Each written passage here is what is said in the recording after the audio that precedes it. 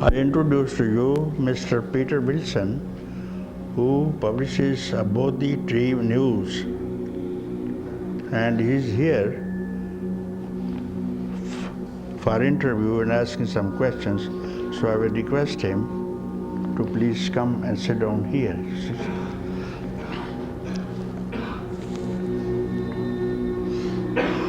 Thank you.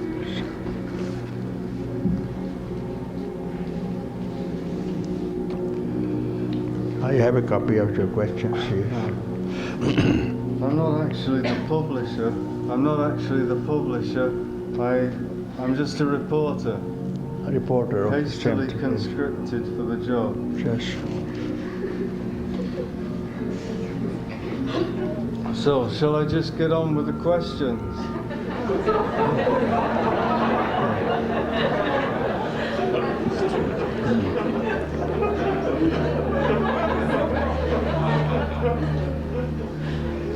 As you may be aware, the Bodhi Tree News is primarily a Buddhist magazine.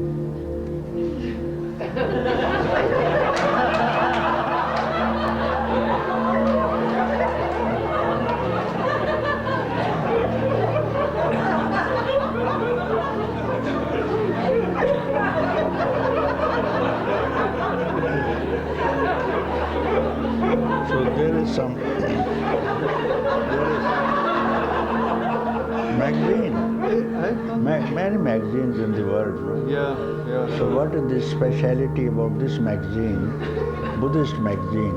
Yeah, it's supposed to be about Dharma. Dharma. Yes, very good. So this Buddhist magazine is mainly for Dharma and other magazines for Karma. Other magazines. Karma, yes. What magazine is there which is not dealing with Karma? Activities. Well, a bit of both, isn't it? A bit of both? Yes. Okay. Well, can I go on with the question? Okay. Then next. So what is the question here? Is your teaching on emptiness, Yeah. that is the emptiness of the self, Yeah. essentially a synthesis of Buddhist and Hindu teachings?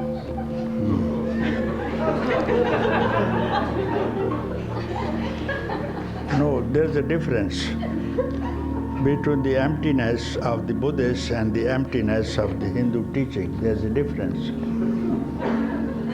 And for the first time, you may hear it.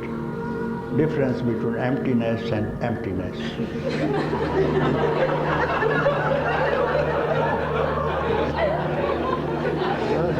Very revealing. Very revealing.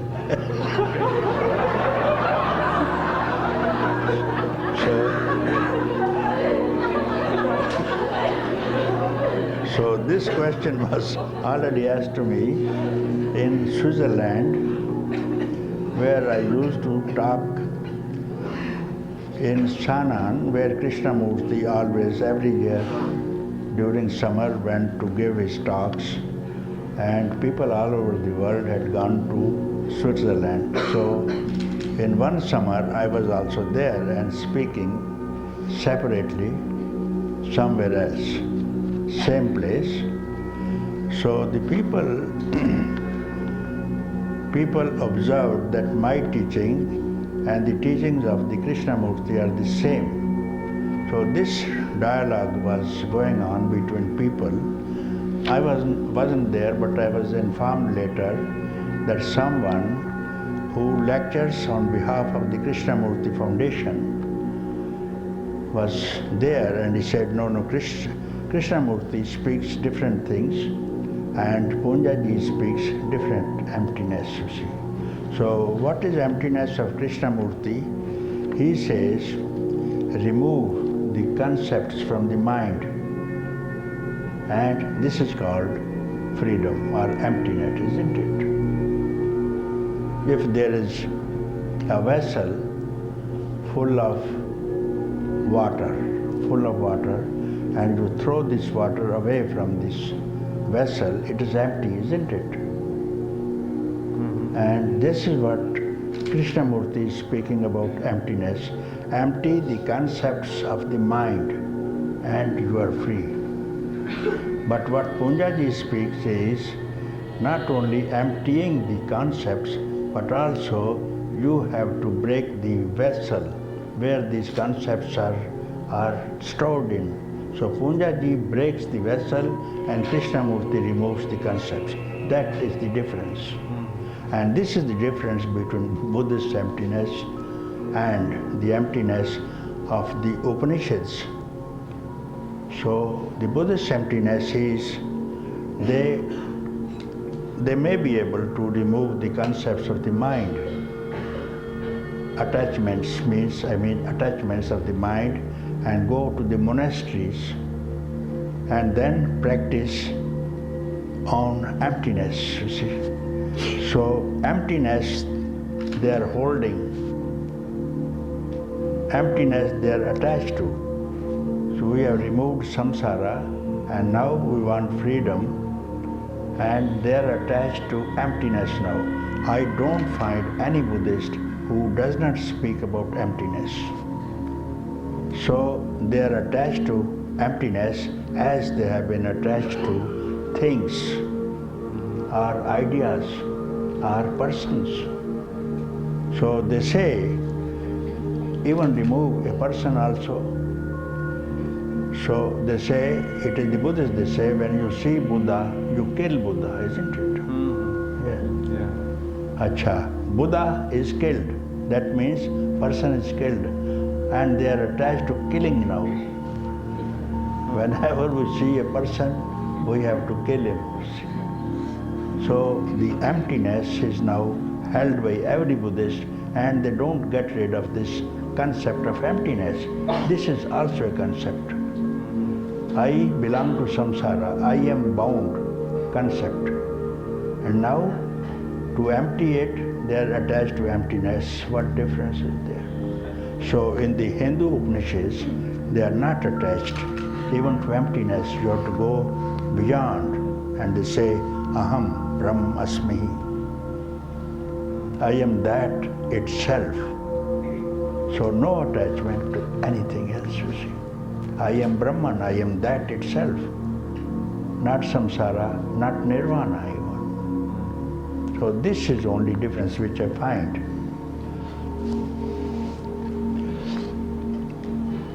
But it's just words, isn't it? Surely the Buddhists are doing the same thing, attempting to do the same thing. The emptying of the vessel and the smashing of the vessel. What is the difference? Difference is this. One you do that and one you smash. Yes, therefore, what I speak is reject both. Neither this nor that. Right. Okay.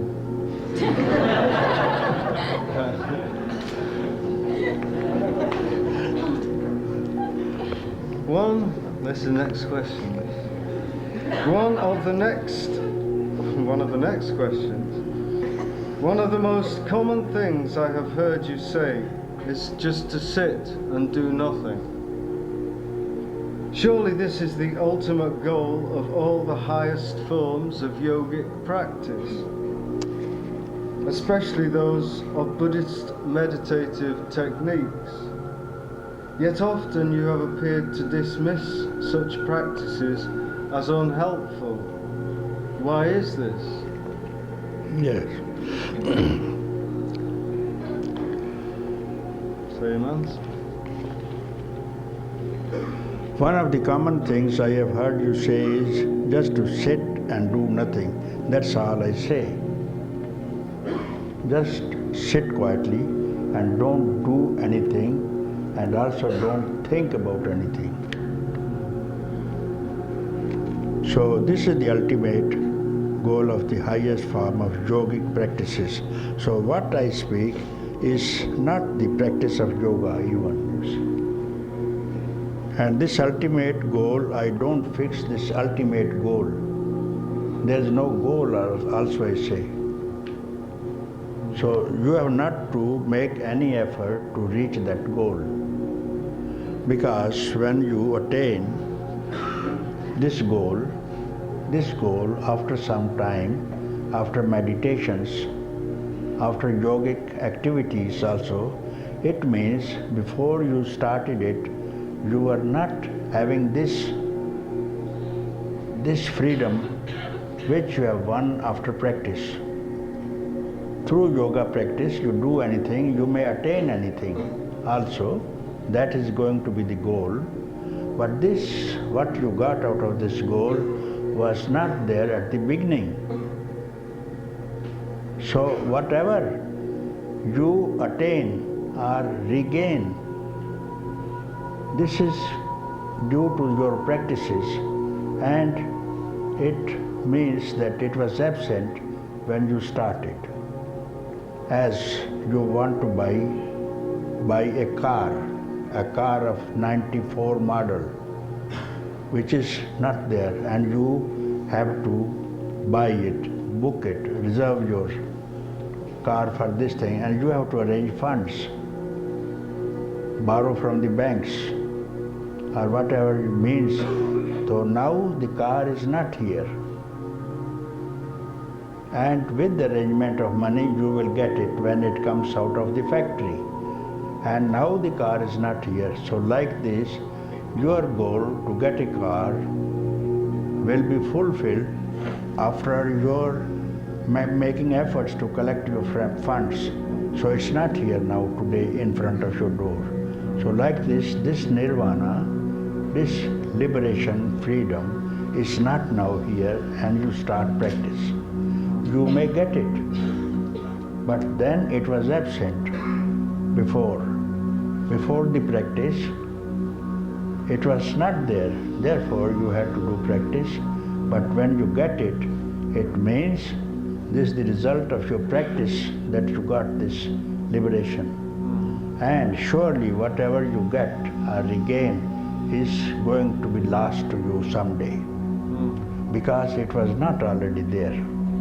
As this paper is in my hand, it was not there at 8 a.m.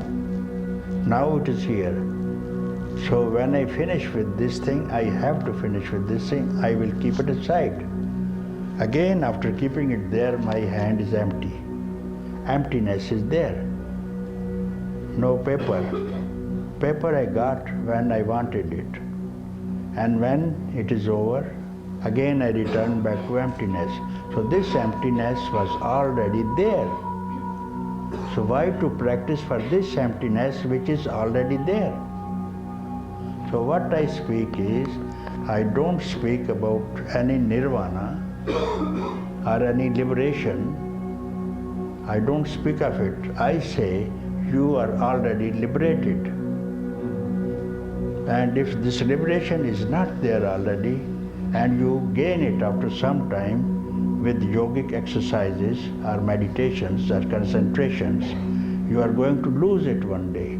So what is gained and lost is not real. What it was before is real. Emptiness is real, which is already there. You are not to practice for it. So what is here now? You look at it now. It doesn't need any practice. So what is before is real? Yes. But what is after is not? No. What is before and after, both are unreal. Both are real? Both are unreal. Unreal. Yes.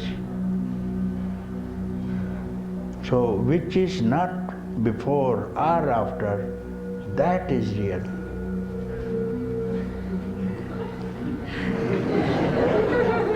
You mean now is real? Huh? Now is real. Now is real. Now is real. Because now is neither past, nor future, nor present. Now will remain now. And you have not to get it by practice.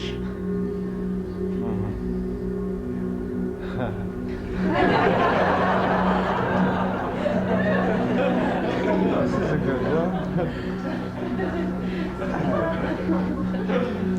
In Buddhism, as in most other religions, there are various gradations, that's degrees or levels of spiritual attainment,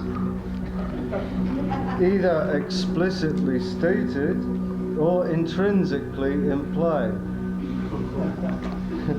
Is it possible to obtain genuine spiritual insight and enlightenment to differing degrees, extents, or intensities?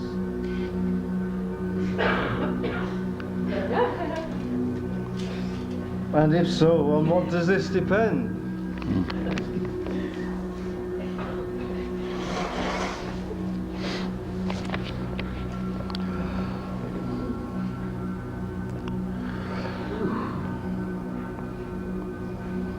I never speak, first of all, on various gradations of spiritual attainments. I don't speak of this. It is no grades in this thing. In emptiness, there are no grades that you have to practice and get one after the other.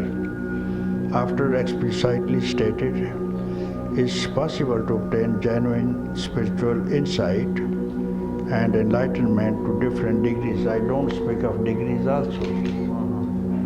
There are no degrees, no gradations. You don't need anything because this depends, you speak of practice, you see. By practice, you got one stage. After deeper practice, you got another one, and there's no end of it, you see. Therefore, I don't speak of there are any grades of enlightenment. What I speak is you are already enlightened. Do individuals who are already enlightened all reflect that enlightenment in different ways? There are no ways. There are no ways. No ways. In enlightenment, there are no ways, but in bondage, there may be. And bondage is a concept, you see. When a man is sick, he will call one doctor and ask him to cure his disease. So he tries, the disease is not cured. One stage is over. Another doctor is called to look after him. He also fails to cure this person from the disease. Third grade is over. Now a specialist comes, you see. He rejects all the previous things because he is a specialist. So his also doesn't work. So the patient has tried many doctors, one after the other, and these are the grades. But he has not recovered the disease. And disease was immediately gone when he died. After death, no doctor was called. After death, no doctor was called. Why? Because there are no grades of sickness when a man dies. So this example I will given, you go on trying, your disease means your ego will not be cured. It will continue even after death. This man can cure the disease after death, but ego cannot. Ego will take another form. So how to kill the ego? What they have tried, all the religions of the world have tried, and there is no product that a man who has been free from the ego. No one has done it. How to do, how it has been done? So there are many examples. The Buddha, Lord Buddha himself has done it, you see. Not in stages, see. Stages he passed. He went from center to center, ashram to ashram. People doing meditation constantly. He rejected, this is not the way. Went to another one. This is not the way one can be free. At one place he has gone people hanging head down and feet up, tied on the trees, so that no vasana comes in their mind. Then he said, not even this, hanging on the trees like bats. He goes. So he did not accept anything. Finally, he goes to Bodh Gaya, sat down under a Bodhi tree. Bodhi tree name was given because the one prince was enlightened under that tree. There he simply quiet. He didn't do anything, neither eating nor going to bath. Simply he got it, you see. He was enlightened. And Ananda was the first person. He asked him, Master, what is the experience? He kept quiet. So there starts the Buddhist emptiness, you see. Because Ananda is asking the question and Buddha is not speaking. How, when, what he got under the Bodhi tree. So this was attributed to emptiness. There starts the concept of emptiness, you see. Keep empty. But Buddha, he received something. He became from Siddhartha to Buddha, Lord Buddha, you see.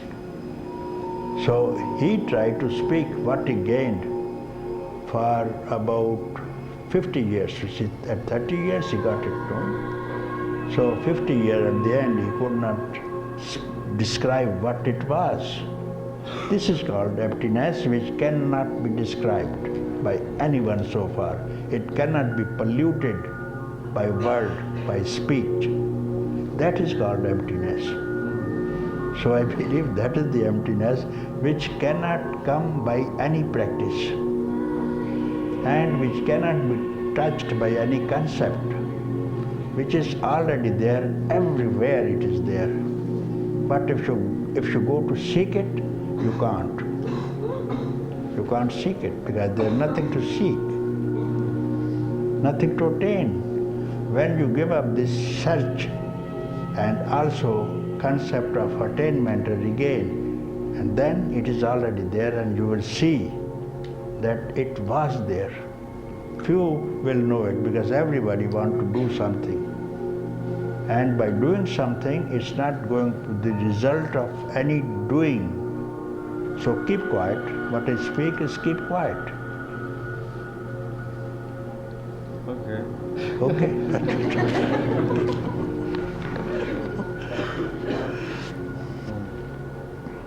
These all seem a little absurd, no?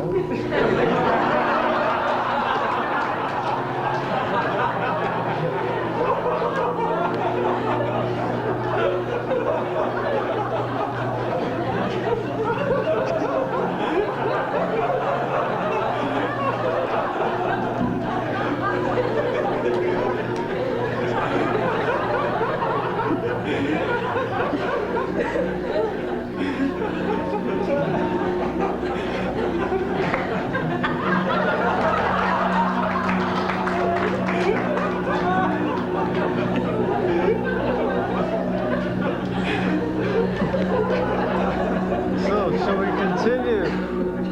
Shall we continue? Yeah. We go on and on? On and on. And on? Yeah. And on?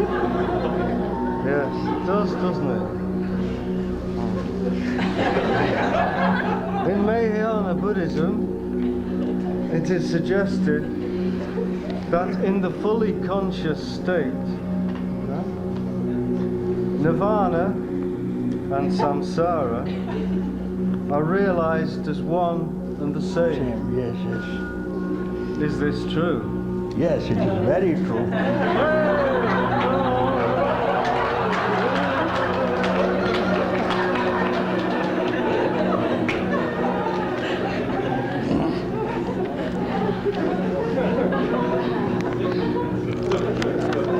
What is the question? Fully conscious state. Nirvana and samsara are realized as one and the same. Is this true? It is very true. But you have just turned over to next question. Now I have to ask you a question. What is nirvana?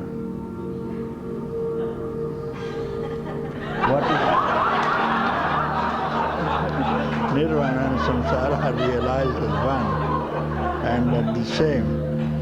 So, what is nirvana? Samsara. Samsara. So all this is samsara. All this is samsara. How they can become the same, samsara and nirvana? So you yourself admit that you have not to do any practice to win nirvana. If they are same, everybody is samsara. Why to do practice? One can practice or not practice. It's up to the individual, isn't it? What you attain by practice, I have already said, you are going to lose it because it wasn't there. So samsara is there, everybody is in samsara. Why you should practice for nirvana?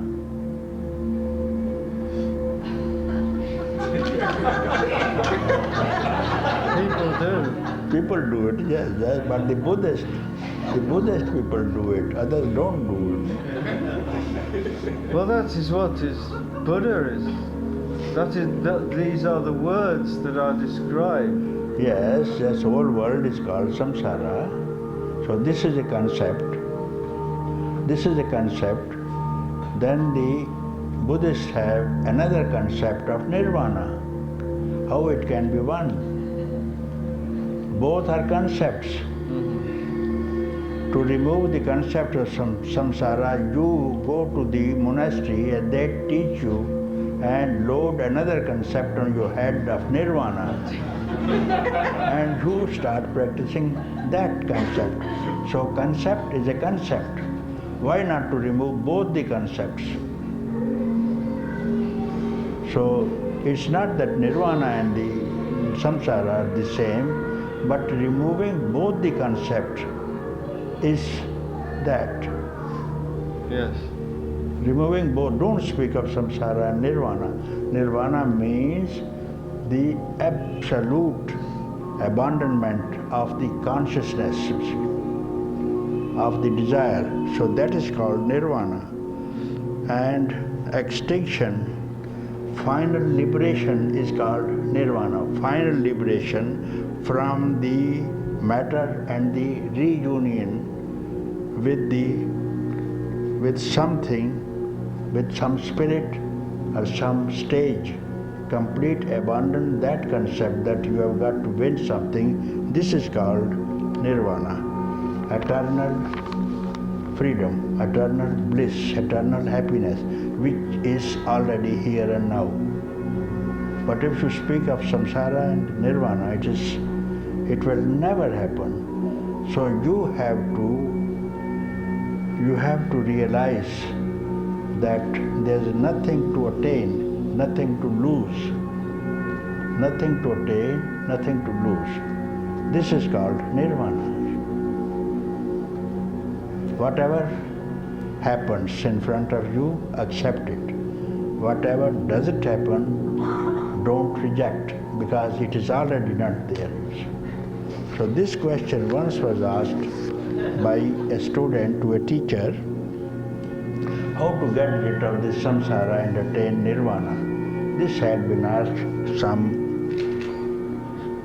generations ago. And then this teacher said, I will reply you how to get rid of this samsara, very troublesome samsara. Nobody is happy in this samsara. So I will tell you how to get rid of this and attain nirvana. So the master one day was going along with his student. He sat under a tree. He said, I am very thirsty, and here at the river, you go and fetch me some water so that I drink here. And this river was about 10 yards from this tree where he sat down, you see. So he took a pitcher to bring the water for the master. So there he put the vessel into the water. There stood a very beautiful girl who came to fetch water. So he looked at her and fell in love with her, this girl. Pitcher in hand, into the water of the river, eyes fixed with the eyes of this beautiful girl. And seeing, he offers, "Will you marry me?" And then this girl says, "No, here the custom of this place is the girls are married by their parents. So I love you and you love me, but you have to ask my father. So if I go, I will show you who my father is. I will not come with you. I will go from the back door and listen to what you speak. You speak because you say you have graduated yourself in many sciences. You tell to my father, and our caste is the same, there can be no problems." So this girl showed him, there sat my father speaking to his other farmers who are tilling our lands, and we are the owner of this village. You speak to my father. And he went, saw the father. He asked him about his education, and he said, "Yes, I have graduated in philosophy, psychology, mythology, and astronomy, and geology." He counted many things, so he's very happy. He said, "I have only one daughter, and I love her most because I have no son. So my condition is, you have to stay here, and you have every right to become the owner of this village when we die. So you don't take away my daughter to your place, you have to stay here." He agrees. Now some 2 years have passed. He gets a son. And another 4 years he gets a daughter. Then about 11 years he got another son. 3 children. Now they're very happy, you see. And his father-in-law and mother-in-law both died. Now his wife are the owner of this whole village and cultivation, you see. So once after 15 years or so after the marriage, the river, there was a spate floods in the river, and river is now rising slowly, foot by foot. So it reaches the house. All houses drowned in the water. Then they go on the ridge of the mountain, standing there. All is drowned. Everywhere there's water. And now slowly the water is getting very strong, and this man is now grasping the hand of his wife, one's daughter here, small children on the shoulders, you see. So somehow this child slipped away from the hand, and being washed in the current, he went to catch hold of his son, and the wife slipped away. And then he is going to trace both of them. Both the children have gone into the water and lost. And now this man is now suffering, you see. "I have lost my wife, I have lost my children, I have lost everything, my cattle is dead, and my fields are gone." And slowly river is now receding, slowly, quietly receding, and now he is crying, weeping, suffering in grief, lost everything, lost the village and lost his wife and sons. He is sitting like this thing in great grief. And then his teacher comes. He says, "What are you thinking about? Why don't you take this vessel out of the water?" He says, "Thinking? What about my wife, children, house? Where are they?" I say, "This you are thinking. Just now you came, I told you to bring me water, and you have kept this water inside. Take it out. Take it out. Nothing has happened. Just seconds ago you came. Seconds ago you came. And it shouldn't take more than 5 seconds or 1 minute to bring the water back to me. what you thought. In this thought, he created time. He created space. He created relationships. He married. Time also came. Years also came in this single thought. It's a single thought. Yes, yes, of course. You see, I am here, you are there, water is here. Where did you go? So this is the samsara, your own creation. Your own creation, and get attached to things which never happened before. He was as it is, bringing, taking water, that's all. Thought came. That thought created the beauty on a woman, marriage. All these things depend in your thought. So what I speak with you, with everybody is don't think. If you do, this thing is going to happen. This samsara is your own creation. Then all these relationships, marriages, wives, daughters, sons, is your own creation. Therefore, if you don't think, nothing will happen. Nothing has happened. You stop thinking. And this is called nirvana. You stop thinking for 1 second. And you are free wherever you are. I believe you. Yes.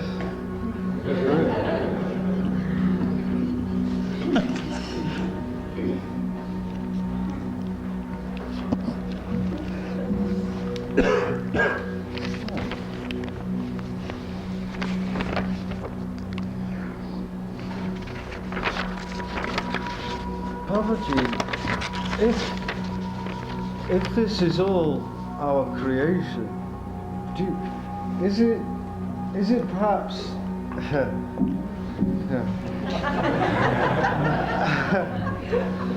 this whole world that we live in is like a communal creation? Okay, I tell you, I told this story also, and you are not satisfied. In your own case, in your own experience, I am going to tell you. So, when you sleep and then you dream, in that dream, you see mountains, you see animals, you see forest, you see men, you see animals, isn't it? Don't you see? In the dream. I don't see a lot now. In the dreams, don't you see these things? Everybody dreams. In the dream, he will see men, his own relations, he sees mountains. So maybe 5 minutes dream, he will see a mountain. And mountain is not less than 2 billion years old. Instantly creation, mountain. Then come to the men. One man is old man, one is a child. Old man of 80, child is 10. 70 years difference between the two. All happened at the same time in 5 minutes. One is 100-year-old, one is 10-year-old, one is not yet born also. So how this happens when you are dreaming, this happens. And some are Buddhists, some belong to other religions. And these Buddhists are concentrating meditation and get nirvana. And others are enjoying their lives, whatever way they like. So one, after meditation, he has won nirvana. Others are still in samsara. By the way, you wake up, your dream is gone. So what is the difference between one who has won freedom and the other not? One is become Buddhist, other belong to other religions. One is free, others are bound. What is the difference between the one who is bound and one who is liberated in dream when you wake up? What is the difference? And what about those who have won nirvana and about those who have yet bound to their senses? What is the difference? The differences in their personal experience. Personal, yes, yes. Personal experience, that's what I say. You see many people in the dream, when you wake up, you don't see them. Some are suffering, some are happy. What is the difference, one who's suffering and one who's happy, when you wake up?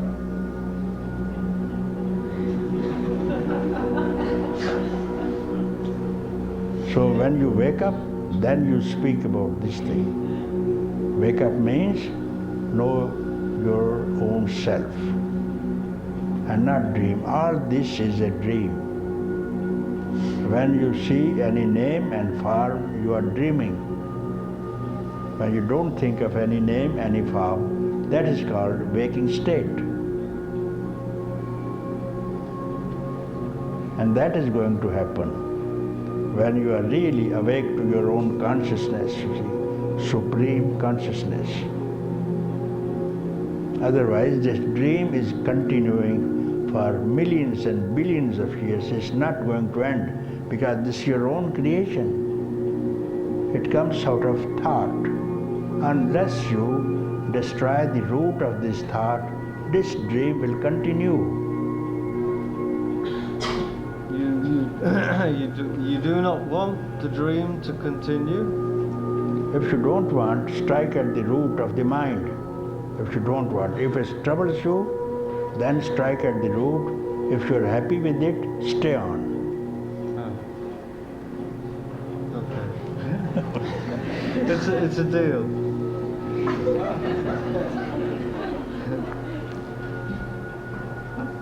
Next question.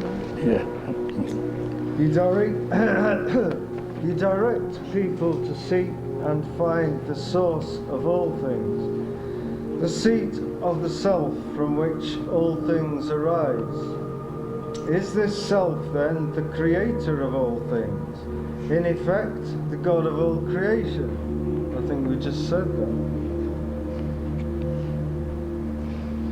It's called. If so, then is this our true self who is continually creating more and more forms of itself to gain ever more complex and subtle, tactile experience of itself? And is this what is called the play of Leela?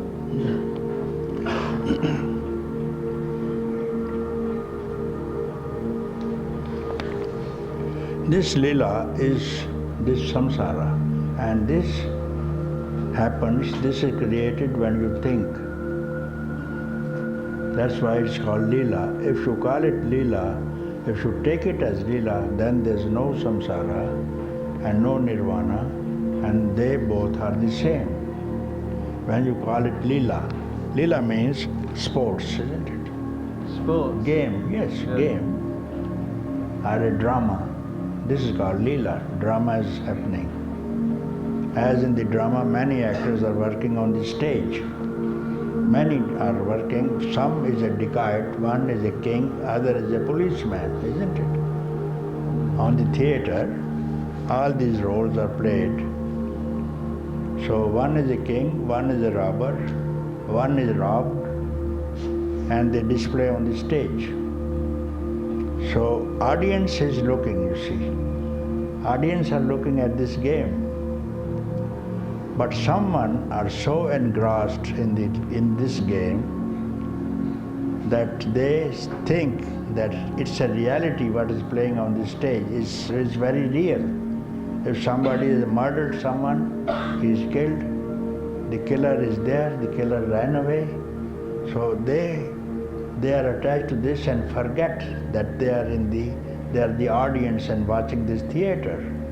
And those who forget suffer. Those who see that we have come to a theater and this is only a drama played on this, they are the happiest last. So this drama will be played, the drama will begin, stay, and will finish. So what will remain? Only the screen, the white screen. It has not changed with the bullets of the rifle, no hole in it. The river flowed, it was not wet. Fire was there, it is not burnt. This was only a theater. So after that, the screen remained as the screen is. Now if you think this is a consciousness, nothing ever can happen to it. And you are free, you are happy. But if you are attached, what happened to this man? He was murdered for simply nothing, no reason. So this is everybody's thinking. So they forget that this is a theater. So if you see a theater as a theater, you will not be in trouble. But you forget, all this is real. Somebody dies, you suffer. Somebody comes near you and loves you, you are happy. So those are the person who will suffer in the end. Whatever happens, call it, it's a happening. Neither get attached nor detached. But wouldn't it be nice to create a very beautiful play rather than a very harmful play? A hurtful play? Yes, very beautiful. Creation is very beautiful, very helpful, very lovely. How long it will stay? How long? If you have as long as we wish to continue creating. Yes, I tell you, this looks beautiful. Everything looks beautiful. And when you have diarrhea, will this look beautiful to you? Yes, when you have diarrhea. It's very unpleasant. And any person comes and invites you, you come. But it doesn't last, does it? It doesn't last. It doesn't last, that's what I say. It doesn't last because it depends upon your experience. When you are happy, you like it. So this happiness depends upon you. You must be there in good shape. And when you have diarrhea, the same person you don't like, she comes and invites you. But said, no, today I am having diarrhea, I can't go with you.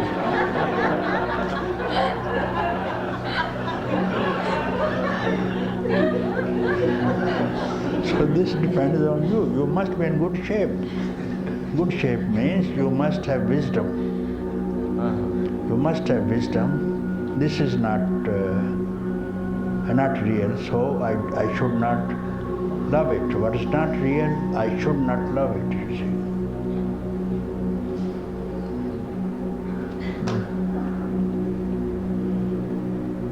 So that is the difference. It depends on you.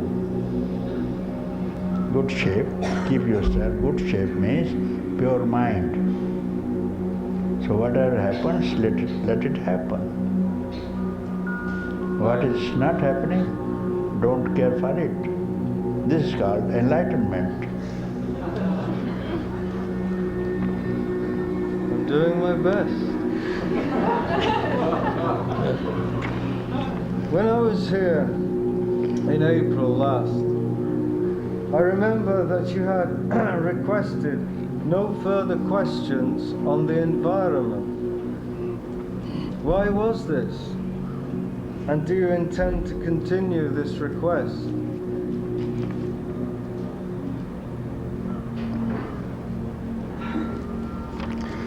That I told you, you don't care for environment because most people, when they join the monasteries, most Buddhists also and most Christian missionaries also, they go out to help the people, isn't it? Help the people, and they go on helping for some definite reason. There must be some interest in helping others. At least the one to convert those people, if it's a Christian missionary, to make them Christians. If it is Buddhist, to make them Buddhists. You see, this is the interest of looking for the environment, the change in the environment to become better. This environment will never become better, you see. This is the result of your own thinking.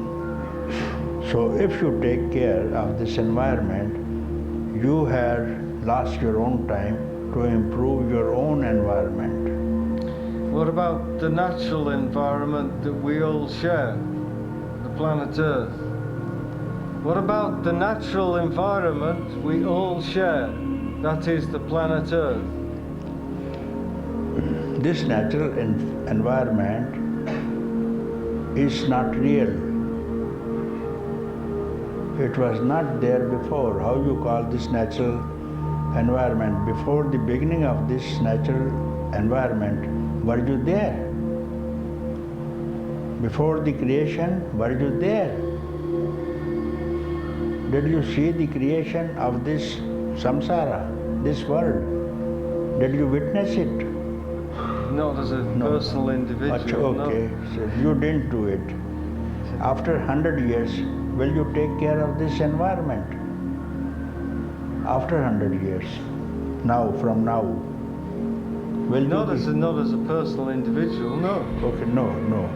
Never before nor after. So this is during this 100 years that you have become the owner of this samsara to change the nirvana and to take care of the environment and the suffering of the people for 100 years. And this samsara, this world, this creation belongs 2 billion years already, this thing. Who took care of this for 2 billion years? Who is the owner of this business? He will take care of it. You take care of yourself. Then the rest will be taken care of by themselves, by one who has produced them, by one who has created this samsara will take care of them. And perhaps he also will change. But isn't that our true self, the one who has created? True self has not created anything. Why should he create things? Is he not happy without things? Why should he create things and get involved with these things, you see? What is the idea of creation?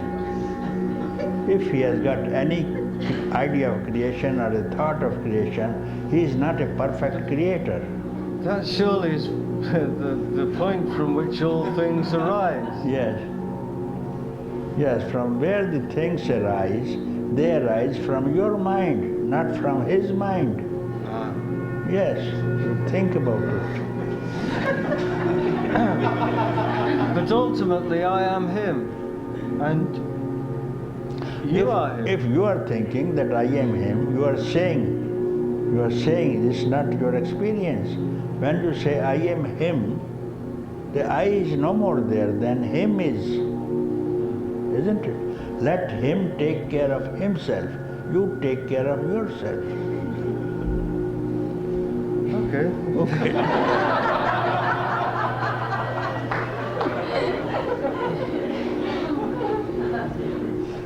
Last question. I have heard that according to Hindu cosmology, this is the age of Kali Yuga, one of considerable spiritual deprivation. Is this true? And do you know how long it will last? This is for the cosmologists to think about it, but they say this Kali Yuga is the fourth yuga. Is the fourth yuga, means 4 billion of time. There are 4 yugas, you see. From the beginning of time? Beginning, yes, Satya Yuga, and then Dwapar, then Kali Yuga it comes, you see. So this is the last, and they fixed the life of this yuga 12,000 years. 12,000 years, and this yuga is, and these 4 yugas are 25,000 years, and then they will go back. Still, this is not the end. Kalpa is there, Kalpa again, timeless, you see. And these yugas will go on and on, endlessly, these yugas. Dwapar will be there, Treta will be there, Satyuga will be there, Kali Yuga will be there. This will also go on revolving unless one knows that there is no time. And this time is the same, a thought of your mind. When you think, the time rises. When your time rises, then these yugas will rise. You see, yugas are in the time. As I told you, 25,000 in time. So when you think, time will rise. When you don't think, there are no yugas and no kalpas. You remain completely free, empty. That emptiness I say, you see, where nothing ever existed. Even now, nothing ever exists. And this is called freedom from time. This is nirvana. Thank you very much.